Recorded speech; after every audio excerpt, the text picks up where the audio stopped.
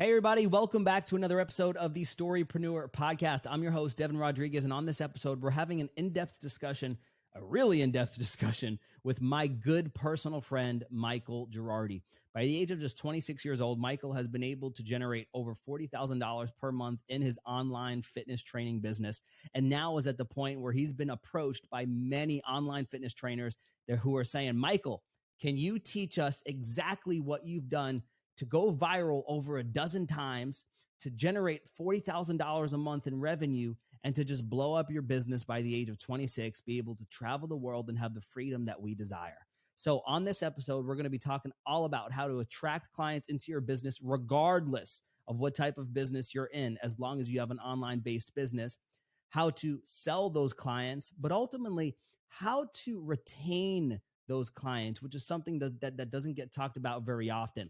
And we're also going to be talking about exactly how to go viral so that you can be attracting new people to you in mass. So enjoy the episode. Michael Gerardi, CEO of Gerardi Performance and Next Gen CEO. All right, everybody, I have a really special treat today. A good friend of mine, he and I met at a mastermind. Man, that was a long time ago, but I had the pleasure of driving you home one of those days, and we got to get to know each other a little bit. And I'm really glad that we got to meet, man. I got a real friend in you, and now we've been able to connect here in Southern Florida. So it's just been a real blessing. And it's not every day that you find someone that's your age that also inspires you. And that's something that I really appreciate about you, Mike, is that you're a few months older, and you really inspired me to want to live life on a higher level, because that's exactly what you're doing, man. So thanks for coming on the show, man. I'm really excited to really talk about business, life, and so much stuff that you got going on. Heck yeah. I'm pumped to be here and appreciate you letting me on here, and definitely appreciate that ride home. Likewise, I got a friend with you, and I'm happy that it brought us here, and we got a lifelong friendship going. So I'm excited to be here. Yes, sir. So let's dive right into it, Mike. You are 26. You have multiple businesses. You've been doing multiple 5 figures a month for how long now, Mike? Going on 2 years, I'll say. Yeah. Going on 2 years. There's not too many people, 25, 26, that can say that. But obviously it didn't start that way. And one of the things that really hit me on our ride was the journey of how you got to where you are, which is pretty crazy. So just for people's context, how did you even get to the point where you got into entrepreneurship? Because I know that wasn't always in the cards for you. Yeah.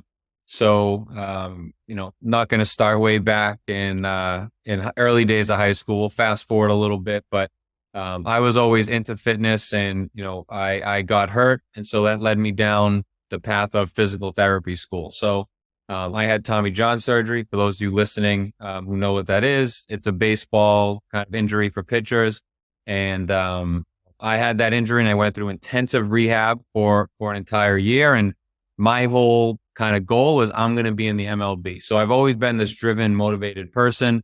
And so going through that intensive rehab every single day for 12 months, I fell in love with the process of physical therapy. And so I knew by the time I was 14, 15, that I wanted to become a physical therapy business owner, physical therapist to start, and eventually own my own practice, but mix fitness into the realm. So that was my North Star for half a decade, if not a little bit more. And then as I'm going through physical therapy school, my business is already up and running, and I've realized that I don't think this is the path for me. I think I am meant to, sort of do my own thing and go on my own path. And I started going more towards the fitness route of things and wanting to be my own boss and being able to impact as many people as I can. So I ultimately end up dropping out of physical therapy school my very last semester, many, many thousands of dollars later, and we are here. Why not finish that last semester? There were a few different reasons, but ultimately because I was having to decide between, do I want to go to class or do I want to go train clients and build my business? And I found myself skipping class more often than I should have. And I'm ultimately paying thousands of dollars per credit So I'm ultimately wasting money. And it was coming down to another clinical rotation that I had to take, which is a 3-month hiatus. It could be anywhere in the country where I have to spend 8 hours a day working for free to touch up on my skills. That's just the name of the game. And so it got to a point where I was saying, you know what? I'm making more money now as a physical therapy student than I would be as any physical therapist in this class when they graduate. And I'm enjoying the heck out of it. So why on earth do I want to put myself through something that I really don't want to do to sacrifice for something that's in a worse position than I'm in now? So it was a very scary kind of transition. My parents definitely did not like it.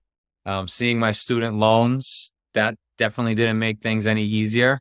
Again, this was my dream for 8 years, almost 7 years. And so to break that belief was a mental battle, obviously, as well as, an emotional battle. When you say you were scared, what made you scared? I heard a lot of things there, like loans, but was there any part of you that thought it wouldn't work out? Absolutely. I think every entrepreneur has that thought, right? If you go all in on this and it doesn't work out, then what?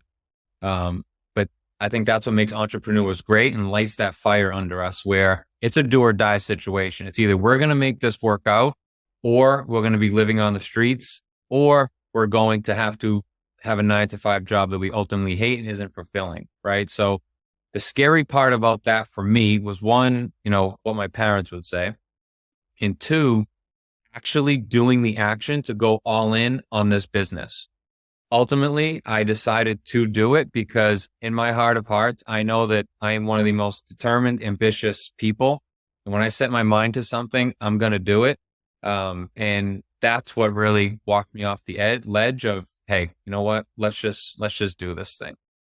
Mike, was there ever a period where clearly you're ambitious, you're driven, you're motivated, and up until this point, has there ever been a point in the past years where you started to maybe lose, or maybe you didn't have as much drive or motivation as you once did? Or was it always like, Mike's crushing it every single day?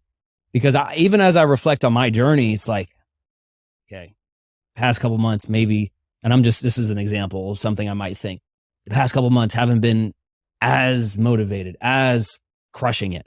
So has there ever been a period where maybe you had to reconnect with that drive and with that ambition so that you can really get back to the Michael that you know? Good question. I think there's a version of that. So, and honest, as you're saying that, I'm trying to think, is there a day that I wasn't motivated to do my best and give everything that I can? It has never crossed my mind that I can't get it done. But those hard days, those slow months that when I have a slow month versus a good month, right? And my slow may be someone else's good, and my good is probably maybe someone else's slow. But in perspective, right? I'm still putting in, and you're doing the same, 12 to 16 hours a day, every single day, working on this thing. So if you're doing that and then you have a slow month, it's kind of, what's the word I'm looking for? The tearing a little bit, where it's like, why the heck am I doing this? I'm putting in 16 hours a day. I'm putting in all this work, stressing myself out, and it's not going anywhere.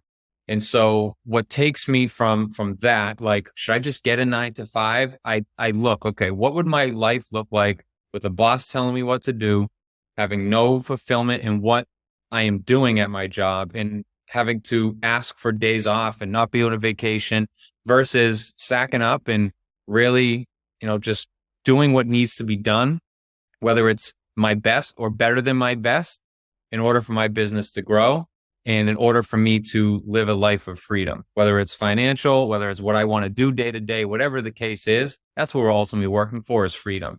And so I'll have those days where I'll tell my girlfriend, like, should I just get a job? Should I just get a 9-to-5? Because it's not always sunshine and rainbows, right? As I'm sure you can relate. So I have those little moments, but I'm snap out of it. I have the help of my girlfriend to snap me out of it. And I don't think I'll ever go down that route, but we all have those days, right? And I love process of building the business, making money. It's not about so much the money, I've realized. It's about the process of continuously getting better and better and really figuring out how strong your brain is up here and how hard it could drive when you set your mind to something. And That brings me back all the time. you kind of answered the question. When you say the process, Mike, what do you mean? Because there's some people, they're like, I'm just so driven by the end result. Then there's people, and this is me. This has probably been the biggest shift in 23 for me is, okay, I've realized that I'm not happy unless I'm actively pursuing something. So what is it about the pursuit that really drives you? What part of it do you feel like makes you the most alive? Yeah, I think being able to, it's like a little baby, right? So you have this business, let's call it a baby business that you grow that started at $0 per month, and you put your blood, sweat, and tears in this thing. And the only way I can describe it is you want to be able to nurture it and make it grow. And so it's not about, I want to make $1 million per month. It's about how many lives can I impact and how can I do so in a way that I'm also putting food on the table for other people that are my employees, contractors, etc. And how can I possibly leave a legacy behind where, Sally, James, and Joe that worked with me when they were 30, but now they're 60, can remember who it was that took them out of that dark place of being obese, not confident, and having no energy, not being able to play with their kids, to living a thriving life. It's kind of a little selfish. I want them to be able to look back and say, he helped me. Mike helped me. Gerardi Performance helped me. And so with that vision in my head, I am obligated to make sure that this business grows and I do everything I can to impact as many people as possible. And like you said, it's not about the money because what I'm doing now per month is something I dreamed of 3 to 4 years ago. But, once you hit this milestone, you want the next one. You want the next one. And I figured Never ends. Yeah, exactly. Just took the word out of my mouth. It's never going to end. And I've come to that conclusion. So it cannot be about the money. It has to be about a deeper meaning, which is that legacy. Yeah, that's so powerful. And I'm reminded of something you told me on our ride is you have a pretty awesome morning routine that you use to recenter yourself and to really set yourself up for success that day. Can you walk me through that and what that looks like? Because man, that knocked my socks off and it really is something that inspired me. Yeah, absolutely. So morning routine, I'll wake up, I'll make the bed. Once I do that, I'll go in, I'll have a full glass of water, want to hydrate with a little pinch of salt in there, get the electrolytes in, take my vitamins. And then once all of the health stuff is done, I sit down, I open my journal. First thing I do is I write a power list. So the top 5 things I need to do, it's not a to-do list, the power list that will allow my business to grow today and for me to grow as a business owner. So once my power list is done, I'll write down 10 things I'm grateful for. It could be this chair that I'm sitting on. It could be my sign above my head. It could be that I'm getting on a call with Devin today. It could be that I am so grateful that my mom is healthy. Anything that pops into my head, I write it down. First 10 things. Could be the smallest thing. Waking up today, right? How many times, have you actually sat down and think, well, thank God I woke up today, right? It's such a thing that no one thinks about, but it's a blessing every single day. Once my gratitude list is done, I'll write down the 4 agreements.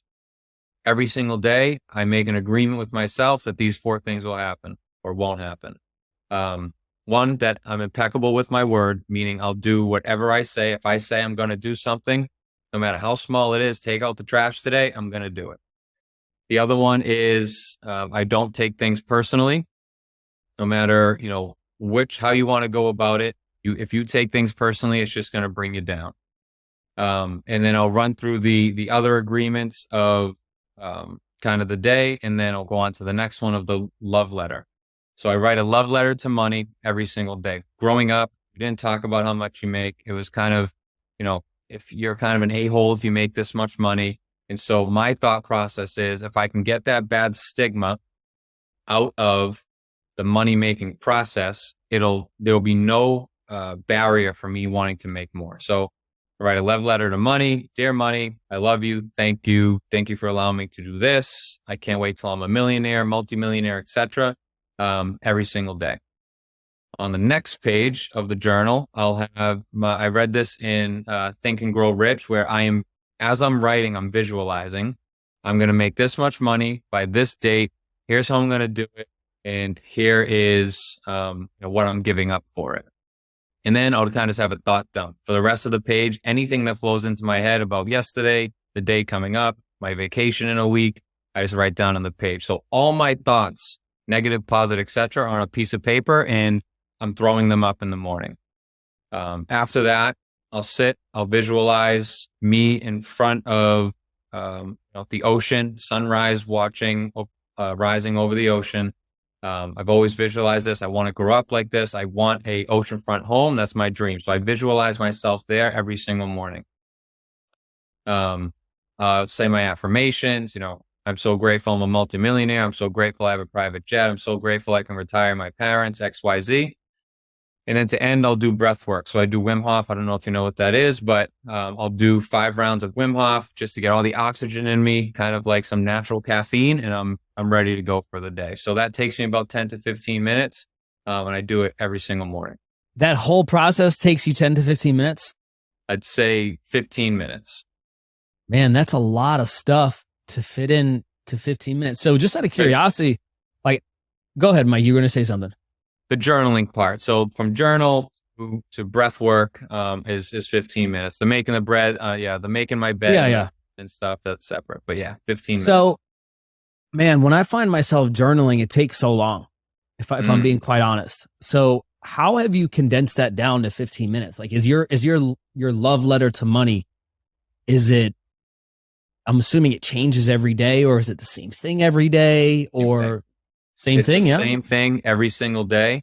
My goal of journaling for certain sections, right? The agreements, the love letter to money, my little blurb from Think and Grow Rich are the same every single day, because I want to engrave that in my subconscious until it becomes a reality.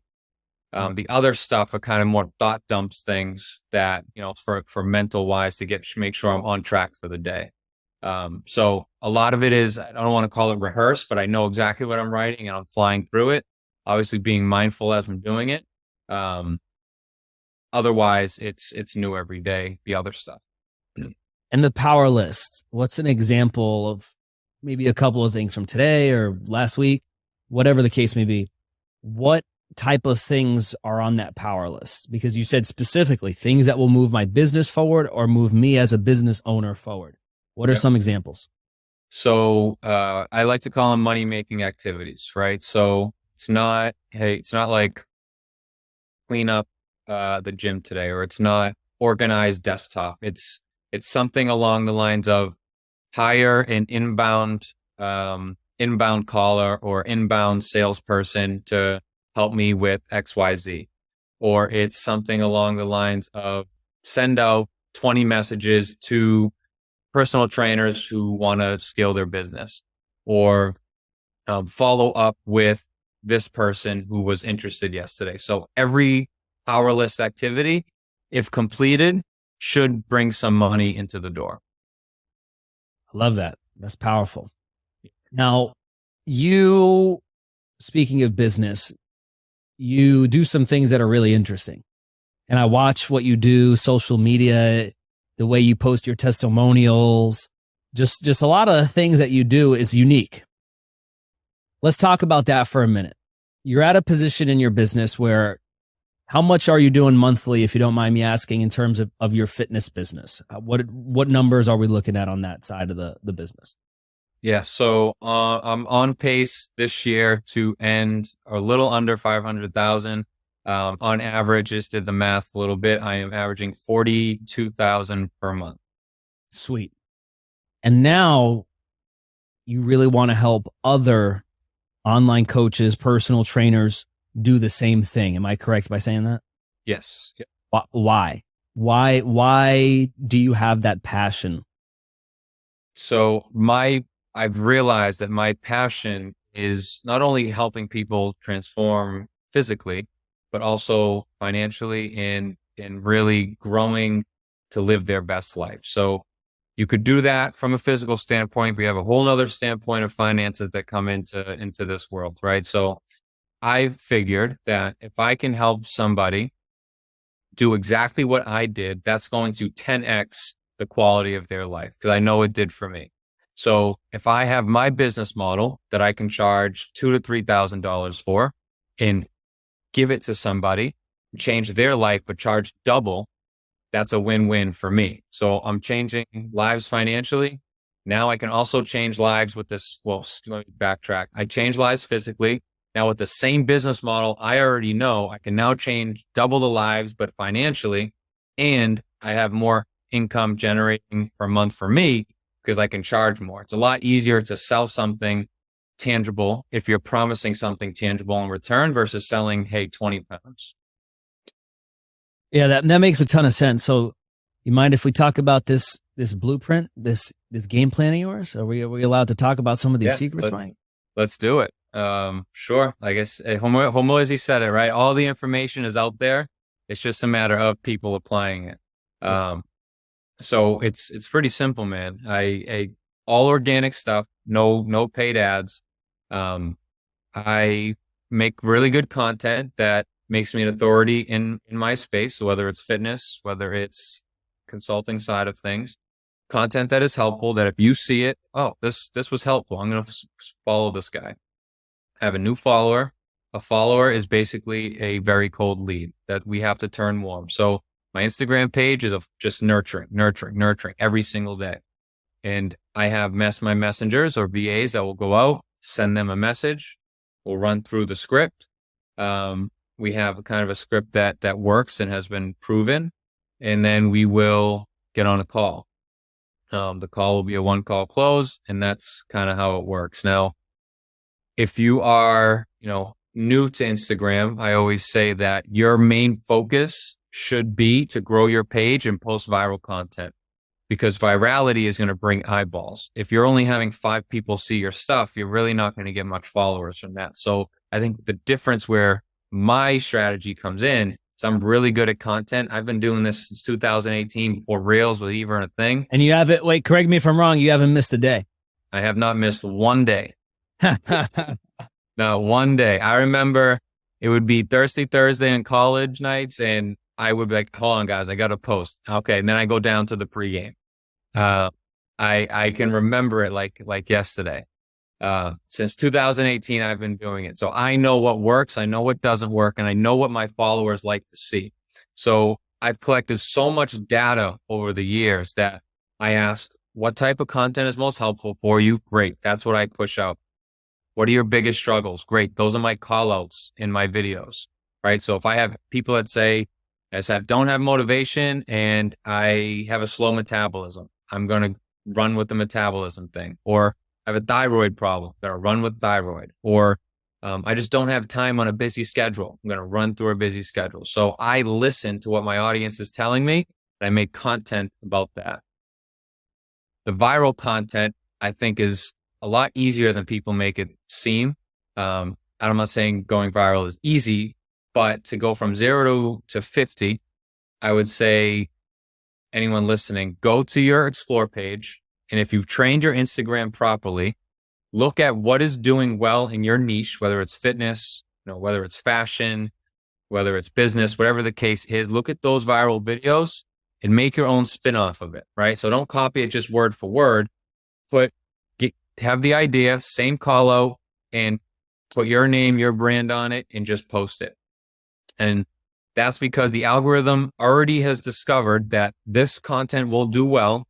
Now, you post it, and that's going to push the same as the content you just saw on your explore page. So I think people make it a little bit more difficult than it needs to be. Is super, super simple. And then retention's a whole nother thing about kind of my strategy, but that is the front end of it all. So Mike, with that content, because this is exactly what I tell people with my business is, unless you're going viral, it's very hard Like people think if I just post on social media, I'm going to get tons of clients. But unless you're getting all of those eyeballs and people coming to your page, there's not really much of a point. Mm-hmm. So do you have, I remember you told me something along the lines of trending audio. There was a couple of different things. I have it in my notes that kind of make something more probable to go viral. What is that? So there are a few things. So you have trending audio. You have to, within 7 seconds. So 6 to 7 seconds is ultimate. Really good hook. So something controversial in the hook. Start with something like how I did this, or if you struggle with this, or something that resonates with people.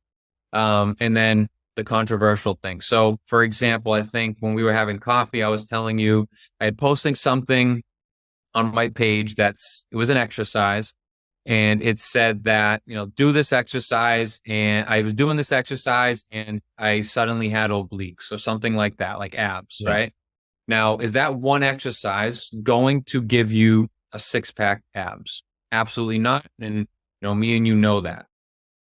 And so is that exercise helpful in building abs? Sure. But is doing that one thing going to give it to you? No. And so we're creating controversy where you'll have oh, dude, that's not right. And you'll have like the naysayers come in and drive engagement by commenting and kind of talking trash, right? And then you'll have the people that actually go and try it out, feel it in their abs, and like, oh my God, this is great. I can finally feel my abs working. So you have two ends of a river flowing in. And that is the virality kind of idea between controversial content that is short, trending, and catchy. Short, trending, and catchy. Okay, that's really helpful. Talk to me about what happens, because this is like maybe a little bit more granular and tactical, but so it kind of seems like the goal is to get and I've witnessed this on Facebook. Man, controversial stuff pops off. And then I don't know, you could correct me if I'm wrong, but it seems like whenever there's more comments on it, Facebook starts to push it out, starts pushing it out more in front of more people, in front of more people, in front of more people. So it sounds like the goal is to get as much engagement on the post as possible. Now, do you have like a strategy where it's like, okay, my goal is to respond to these comments within, 2 minutes or 3 minutes? Do you find that you commenting back to other people also drives engagement as well? Or what I've found is on Facebook, it will bump it up back to the top of people's feeds. What have you, because I know Instagram's really your strong suit. What have you recognized in the part that you play once it's posted in the engagement increasing and it going viral?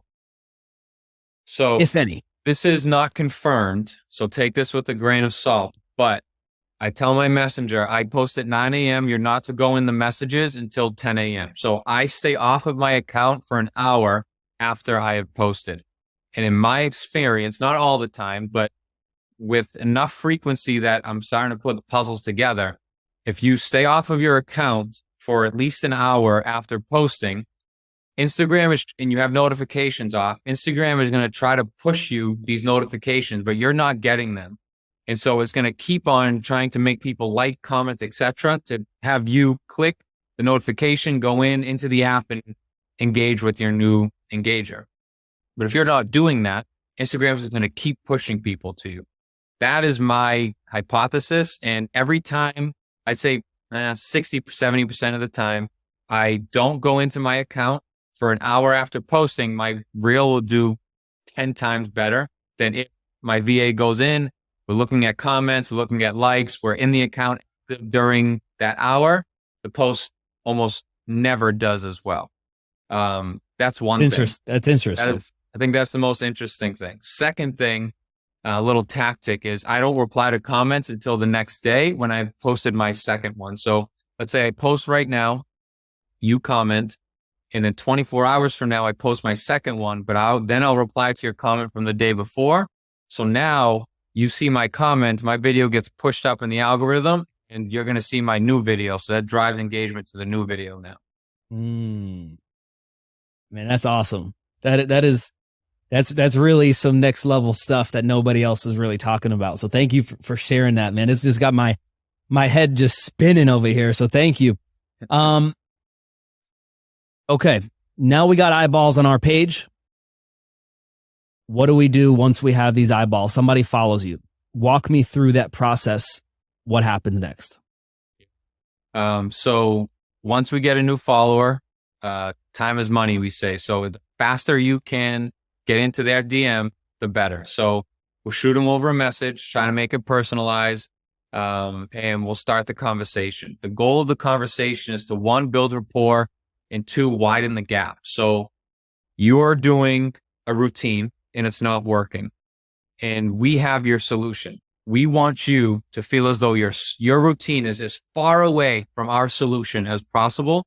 So it is essentially non-negotiable that you need our help. Once we can widen the gap enough, we'll pitch a call. Hey, let's get on a call, talk to see if we can help you. No strings attached. And if so, great. If not, hey, at least you walk away with some tips. From there, we'll get on our call. We always do a 1-call close. And then from the close, we'll either put them into our program, or if they do not close, we have our follow-up system in the back end side of things. But that's really what it is, right? So from a bird's eye view, post killer content, get people to follow you, eyeballs, message eyeballs, turn eyeballs to dials into clients.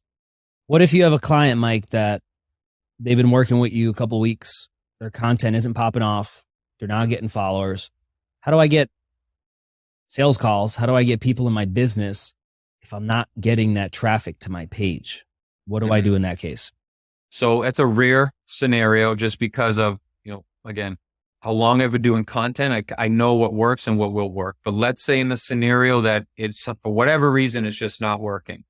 You'll then go to your best performing post of whoever, let's say in the last 3 weeks that you've been with me. And we'll boost that post. We'll find the top 2, we'll boost $5, and we'll boost it on Instagram, run it to Instagram profile views, because profile views, AKA followers, and those will be super cheap. So like I have one boosted right now that I'm getting 6 cents a follower for. Holy crap. If I have 6 cents a follower and I have, a $2,000 product, how many followers is that going to get me to make it like not worth it, right? I'd have to have so many coming in and be so terrible at sales to not make this pay off, right? So if you can have content that the algorithm picks up somewhat, boost it, kind of do the cheat code of having people come to your page now you have the followers. So to answer your question shortly, you'll boost your best performing post to get followers, and then the process just rinse and repeat. Does that post have to be a post that was recent, or could it be a post that was, a month ago, or does it have to be something that was just posted like yesterday or 2 days ago? No, it could be anything. Okay. And I'll say, I wouldn't just post anything. Don't put up like an ad type video in hopes that I'm going to boost this and hope for it.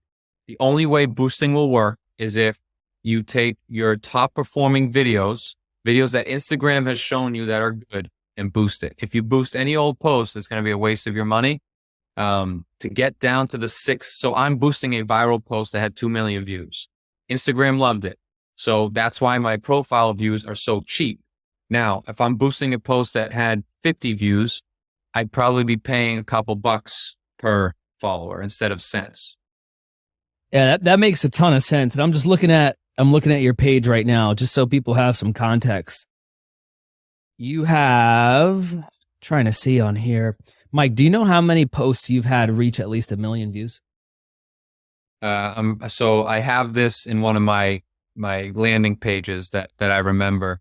So there's 9 blocks. So I know I at least have 9. 2 of them have 2.5. The rest like 1 million. Then I'd probably say like 3 or 4 that have like 900K. So I'd say at least 9. It's crazy. I just scrolled through your Instagram, 402,000, 337,000, 2.7 million. It's like, this stuff is unconventional, but I think that's why it works, right? There's nobody else really on the internet, especially in the fitness space, talking about, content on a strategic level. And I think that only comes from experience. So I think that's really beneficial. Mike, when you see people let me ask you this. What's the biggest misconception people have about growing their online coaching business, whether it be fitness or we keep it in a fitness realm if you want. What's the biggest misconception people have before working with you that they then realize was not true once they've gone through your process? Yeah, I think one of the biggest things is that you have to have something built out and ready to go before you even start anything. So I always say, sell before you create. Because when you sell something, that's going to light the fire under your butt to get that done as efficiently as possible. Versus you can spend days, weeks, months on building a website, on building out an offer, on obviously you have to have an idea of what you want to do, but you can spend months doing that, basically wasting away money that you could be making when you don't know if the offer is going to be good. Let's say you take months to create it. The offer might stink and then you have to revamp it. I have a website. Because I made it in like 2018, if I were to do things now, and what I tell all my clients, don't even worry about a website. Make a landing page, put a bunch of testimonials on there, and that's it. Your website is your social media. That's all people need to know about you. So I think the most common misconception is needing to have tangible something built out before you can get started. So in that case, Mike, how do you sell that then? How do you sell something that isn't created? So what I always say is that you're selling the dream. You're not selling the product. So you obviously have to, let's take the fitness example. If you're not certified personal trainer, you have no idea about nutrition, you can't just say, hey, I want to be an online nutrition coach because it makes a lot of money. Like you need to have a background knowledge on how to help this person you're taking money from. Second thing is how the mind works, right? So have you been in a situation where you have something due for next week, right? You do this in school all the time. You have something due next week, but you're starting to write your name and then cousin Sally texts you and texting her about, your little nephew who caught a fish, but then threw it back, and you get just on this sidetrack, and that becomes, something of, hey, I'll do it tomorrow. And then 2 days go by, there's 3 days left till the assignment's done. And now you do a little bit more. And then you realize that it's the night before, and now you just cram all of this stuff and you bang it out, and it's an awesome assignment. Similar to this. Once you get a client, you're going to sit down, focus for an entire day, and you're going to build something out that works. With the help of a coach, you already have the infrastructure. You just have to slap your name on it. But I think that if you're going to sit down to build something that you don't even know works yet versus starting getting money, you're doing yourself a disservice. And I may be wrong, but that is just my outlook of it. I mean, you've done what you're preaching. Cause I know like the discussions we've had, it's like, yep, don't have everything built, but still helping people and getting them really great results. So I think that's awesome to see. I see that stop so many people too. And I had somebody tell me that one of my mentors, never sell something before. I mean, never create something before you sell it because you'll waste so much time in the case that it doesn't pan out. Right. Okay. I want to touch briefly because I know we're running out of time a little bit. Briefly on sales, and I want to go a little deeper on retention because that is something not many people talk about at all. What's the sales process that you teach and that you personally use? But more importantly, more specifically, you're really good at challenging people. You sent me that call. I was like, nah, this call isn't going to close. There's no way. Sure enough, she joined the program. I was like, holy, you know what I want to say? And I went back and I listened to it like 3 or 4 times. Like, that was really good. So what's the sales process you teach? Number one. But number two, because I think so many people are like, I don't want to be pushy or I don't want to sound salesy. But when I listened to you, it was like another level of professional. So Number one, what's the sales process? And number two, how do you go about challenging people on a call in a way that isn't pushy or salesy? Yeah. Good question. So this was a limiting belief of mine. So similar to you said, right? I don't want to sound salesy. I don't want to butt head to head with people.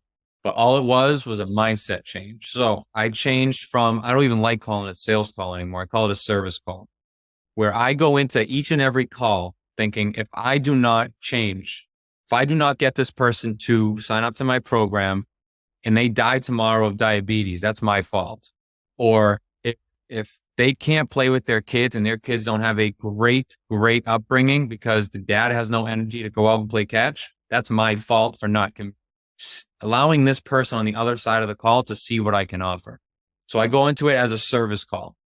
How can I, in wholeheartedly believing in my product, make you on the other side of the call wholeheartedly believe in my product? And so with that mindset of service, tonality changes. It's not headbutting anymore. And it's a psychology thing where your tonality and the way you speak and the words you say trigger certain emotions in people. And so I know the call that I sent you, but I don't know exactly what I was saying. But what I often do is I'll slow down and I'll say, Devin, what would little Tommy say if you were to go and tell him right now that daddy can't play with you because he's not tired because he's too tired and didn't want to, make the investment in himself to be able to make sure you have a great upbringing? What would your son say to that? And so when you phrase it slow and from a place of compassion and make people understand and think, visualize vividly what you're thinking, it pulls on heartstrings a little bit more. And I don't do this to be salesy. I do it because I think this is the key thing. If you're listening to this, you truthfully have to believe your product is life-changing, because if you're just going in it to make money, your tonality changes and people can smell that through the phone. So I know you said brief, so I want to keep it brief there, but I think it's transitioning from sales to service and having 1000% confidence in your product. So how do you balance that with memorizing objection overcomes and all of these scripts and all of these different things? How do you naturalize and make those come off as genuine, but still use them? I don't know if you do or not, but does that make sense? Because I feel like if people just get so used to, let me go watch Alex Hormozy's 1 hour and 30-minute presentation, and I'm just going to get all of his objection overcomes. And then boom, when I hear a money one, I'm going to go for that one immediately. I think that's dangerous if you don't understand why it works and the psychology behind it, like what you're saying. So how do you balance that with at the same time being genuine and also showing the person you actually care? So let's play a game, right? So let's say you said, let me think about it, right? And notice what I'm about to say and how it changes, right? So I just price dropped. Okay, I have to think about it, Mike. Okay, Devin, no problem. Curious, what concerns do you have? That's one. Second thing. Yeah, man, no problem. Just curious. What is it that you wanted to think about? That's two. Right. Number three is you wanted to think about, I thought that you just told me that it all worked. So all three kind of answering the let me think about it, but the way you put it, how you sound, words you emphasize, trigger something different in that person's brain. Right. So my mom got me ice cream versus my mom got me ice cream. Right. Or my mom got me ice cream. See how those three sentences all change depending on what tonality you're using for what word. And me saying that, and you probably listening, it kind of gave you a different vibe with all three of those sentences, right? And so I think that's the big thing of, don't just go off a script. Feel the emotion of that person coming through the phone and match it, right? So if they're super shaky, I got to think about it. Slow them down, right? And if they are constantly talking about money, right? Just say, hey, I know, empathize. I know money's tight, economy, blah, blah, blah. How can I make this work for you? Because I truly do want to make it work. is what is your budget? You tell me. The best way for me to help you is to understand what's coming in and what's going on, right? So I think having a script and a background is important, but I think it's equally as important to listen, not only to what they're telling you, but the tonality in which they're telling you. So that way you can speak to them on their level. So now you got someone into your program. Man, we can go so deep on this, but I just want to touch on a couple of things that I observe you doing. It seems like you allow your clients' results to sell for you. And what I mean by that is you'll post Google Forms. You'll post testimonials. So what are specific tactics you recommend coaches do? For example, I think you have Google reviews. So what are the real specific tactical things that I could do to really build that social proof? Number one, how do I build it? Number two, how do I show it off like you do?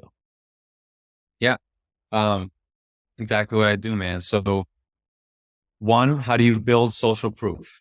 That takes time. You have to become an authoritative figure, a knowledgeable person in your field. So your client's pain point, you give them everything that you know, right? So like this call, I charge my people that hire me as their business coach for the information I'm giving you. Because I know people who watch this video, some will put it into action, yes, but ultimately, if they can't get it to work, or it's just not working how they thought it would work, who'd they hear it from? Me. Who are they going to come to for help? Me. Everyone knows to eat healthy and work out, right? All the information on YouTube, Instagram, etc. But why aren't personal trainers out of business? You need that accountability, and you need to know why it's not working for you. And that's where the professional comes in. So that's what I would focus on building your figure, right, in content. Secondly, the marketing side of things. You could, till you're blue in the face, tell people your program is the best. But to build trust, you want real people, real results. So post the results. Post people losing weight. Post the people that say that accountability is the best thing ever. Post the people that were hesitant, said they were hesitant at first. They didn't know if online would work for them. But after going through the program, they're so happy that they, took the leap. So the objections that you hear, make that be your graduation call, your review kind of outline. So that way you post that, and common people have the common objections.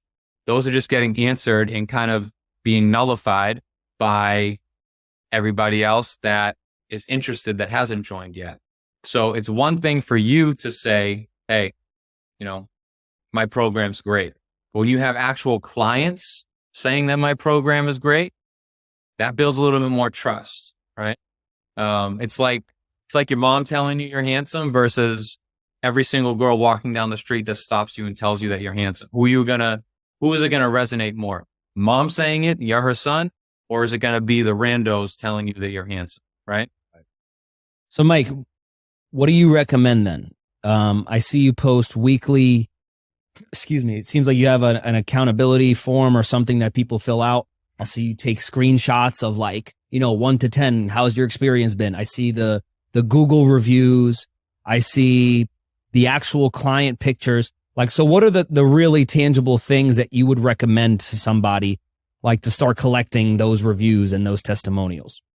Yeah. So question I ask is, how likely are you to refer someone to us? What is your experience like in the program? Honest feedback about the program, like an open line, not just a 1 to 10. Reviews, right? Results that you were struggling with before you came in versus how you're feeling now, right? The before and after in word form. Things we implemented throughout the program that helped you.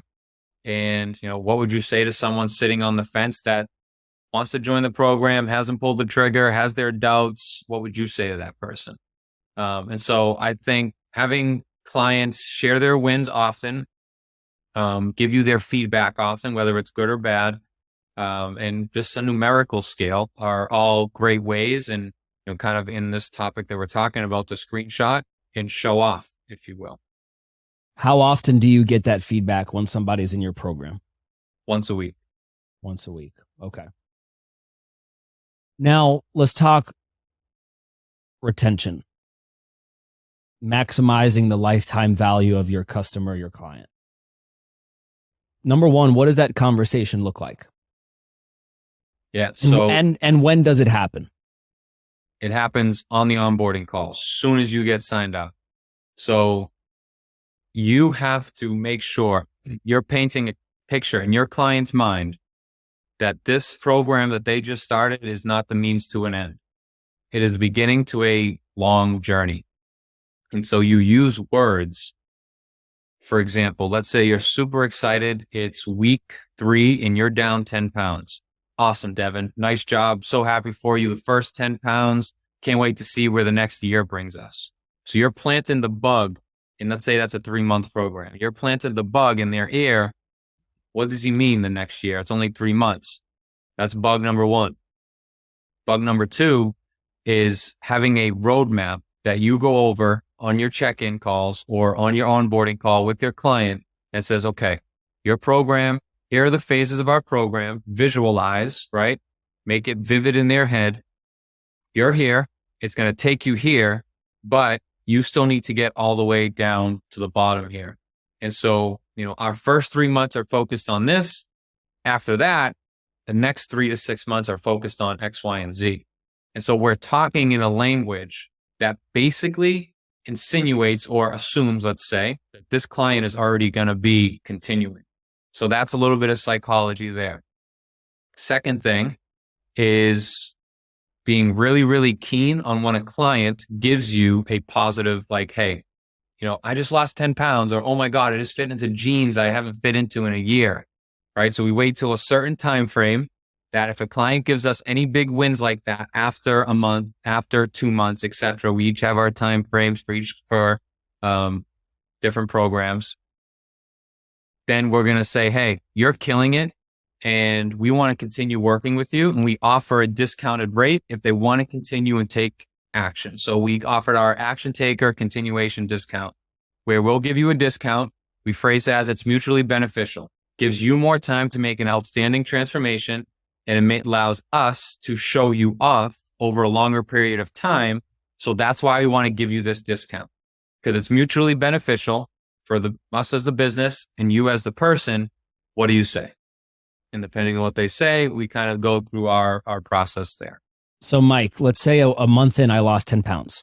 You're telling me that a month in, you'll offer that action takers discount of continued service when I'm 1 month in. Am I understanding you correctly? Correct. Yeah. As soon as a month in. And let me tell you why, if you think I'm crazy. I think this is really like some groundbreaking stuff. So please, brother, tell me more. Yeah. So have you work out, right? Have you ever fallen off the bandwagon of working out? Ever stopped going to the gym? Ever just said F it and ate whatever you wanted? Yeah, absolutely. Have you ever started something and got demotivated and stopped it? Yeah, definitely. All right.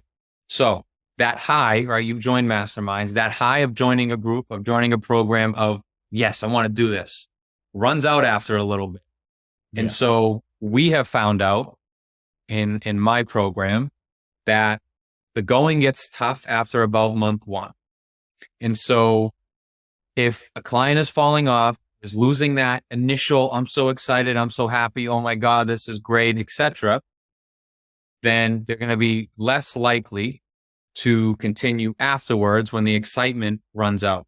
If you catch them 10 pounds down, I haven't lost 10 pounds in 5 years. This is so new to me. This is so great.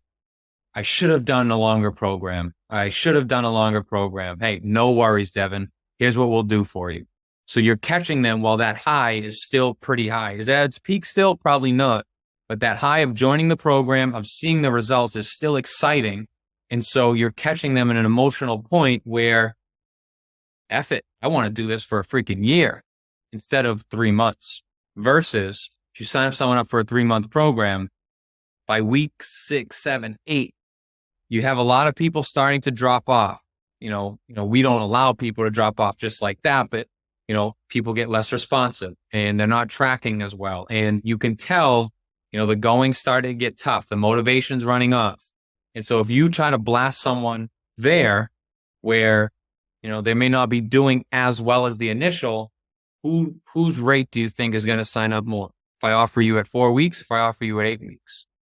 No, that makes a ton of sense. And Mike, you got a couple more minutes? Yeah, sure. And this is good. This is really good. Okay. Let's put on your business consulting coaching hat for a minute. How do you engineer quick wins so that for me, Mike, there's no better feeling than someone getting on our first call and someone saying, I've got my money's worth already. It's like, damn, that was a quick win. First call, you got your money's worth already. Now you got me thinking about how we can leverage that to get them even more help for a longer period of time so we can have an even greater transformation based upon what you just said, which was so powerful. How do you think about creating a quick win for people? Because you're in a couple different fields, which is really cool. What's your thought process behind quick wins and getting people momentum as quickly as possible? Absolutely. So it's a little bit different, right? If you're talking fitness or if you're talking, making money. Let's talk making money for this one. Yeah. So, like you said, getting clients quick wins will get them quickly bought in. So, again, this is the whole business consulting stuff is still relatively new to me. As we hinted before, right? We're still building out. But if you can get a client to make their investment back with you within the first 30 days out of a 90-day program, the rest is all profit. And so they are up in arms like, oh my God, this was amazing. This was amazing. So now that's a perfect idea for the pitch, right? It's like, hey, you already made your investment back in 30 days. Imagine how much more knowledge you have to learn and where you'll be 6 months from now. So if we can get the quick win there, that is a shoe-in for, okay, let's continue. You actually know what you're talking about. You're not like the rest of them that, I didn't make anything or it failed, right? So I think the quick wins come with actionable steps. So, okay, I want you to post 2 times a day. I want you to send out 50 messages a day. And I want you to listen to my sales calls 1 hour per day. So if you can do these money-making steps every single day for the next 7 days, I guarantee you'll make $1,000. And we have our $1,000, 14-day $1,000 sprint. So 14 days from onboarding to the 14 days to onboarding, we want our client making at least $1,000. And we have a whole module that step by step, okay, day 1, you're going to post this and this. Day 2, you're going to post this and this. And it's been working. That, we start off with a lower ticket offer, grab as many fish as we can with that big cast of the net and build momentum quick, get money in the door, whether it's a $97 product, whether it's $45 product. Start building momentum, because once you build that momentum, that gives you confidence to start selling more and doing more. That will ultimately get you to where you want to be. Yeah, that's awesome. And to kind of put a little cap on this, the retention piece. How does retention or the back end differ from the front end? What does that look like? How is that different? In other words, somebody goes through your 3-month program. What I see a lot of from you is this person just renewed. Now, you just recently, within the past year, really been helping business owners take their business to the next level. And also fitness, you've been doing this for so long now. How do you create that back end offer that people will want to continue so that they're not like, hey, Mike, no, I'm good, man. Got the result here. Now they feel like there's a gap that exists that they have to continue to work. How do you go about engineering that? Yeah. So you said it, right? Widen the gap. So let's take a fitness route. So you have someone that goes into a calorie deficit, loses 10 pounds, reaches their goal. So they're at the think of a mountain, climbing a mountain. Top of the mountain, this person's goal. So let's take a bigger one, right? 20 pounds. Calorie deficit, you lose the 20 pounds. All right, Devin, how are you getting back down? because you can't just roll down. You have to meticulously have a plan to get back down this mountain. So what we're going to do is a reverse diet. You said one of your goals was to build muscle. First whole phase there on the top of the mountain was a calorie deficit. That's going to help lose the fat. Now we have a really, really good foundation for us to start our reverse diet and go into a muscle building phase. And so basically, it's a whole new program with a whole new approach that you have no idea how to do. And so here's where we're going to come in. So I made a visual of this for our onboarding call so the client can see. The best way to frame it is when you hike a mountain, you can't just fly down. You also need a game plan to get back down the mountain, or you're going to tumble and you're going to fail. And that's the best kind of way to describe it. Yeah. Making sure that there's another, sounds like there's, and it makes sense. Like, we're not being manipulative here. Mm-hmm. We worked for 3 months. We lost all the weight. Now we have to put on the muscle. So that makes a lot, that makes a lot of sense. So, man, I appreciate, this is like a complete, like, people charge a lot of money for this stuff, dude. The stuff that you just, and I told her, I said, Mike texted me yesterday. He said, what do you want me to bring? I said, all your best secrets. So I blessed it. So I appreciate it. One last question for you, Mike. One of the things I've realized is it's really easy to look at someone and say, like, they got it all figured out. Mike Gerardi, crushing it. 26 years old, $500,000. What's something Mike really has to work on in order to get to that $1 million mark? And I'm not talking about something business related, something more personal. Either you feel like you have to let go of, something you feel like you need to work on, something maybe that's holding you back, that you know that once this one thing is fixed, you can get to where you really want to go. Yeah, that's a really good question. I think my biggest thing, if we're not talking anything having to do with business or things we've talked about here, is going to be putting the other parts of life first. So let me describe to you what that means. Making sure, I have God, making sure that my happiness is not reliant on money.